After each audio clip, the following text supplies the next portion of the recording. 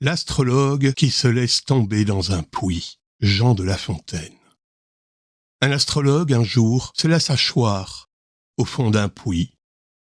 On lui dit « Pauvre bête, tandis qu'à peine à tes pieds tu peux voir, penses-tu lire au-dessus de ta tête ?» Cette aventure en soi, sans aller plus avant, peut servir de leçon à la plupart des hommes.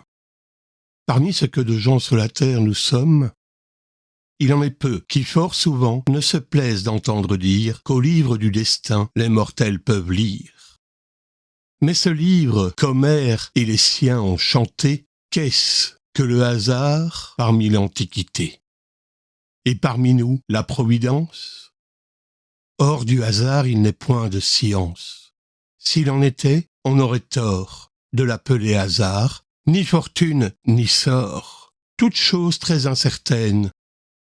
Quant aux volontés souveraines de celui qui fait tout, et rien qu'avec dessein, qui les sait que lui seul, comment lire en son sein? Aurait-il imprimé sur le front des étoiles ce que la nuit des temps enferme dans ses voiles? À quelle utilité, pour exercer l'esprit de ceux qui de la sphère et du globe ont écrit, pour nous faire éviter des maux inévitables? Nous rendre dans les biens de plaisir incapables, et causant du dégoût pour ces biens prévenus, les convertir en maux devant qu'ils soient venus? Cette erreur, ou plutôt c'est crime de le croire. Le firmament se meut, les astres font leur cours, le soleil nous luit tous les jours sa clarté succède à l'ombre noire, sans que nous en puissions autre chose inférer que la nécessité de luire et d'éclairer, d'amener les saisons, de mûrir les semences, de verser sur les corps certaines influences. Du reste, en quoi répond au sort toujours divers, ce train toujours égal dont marche l'univers?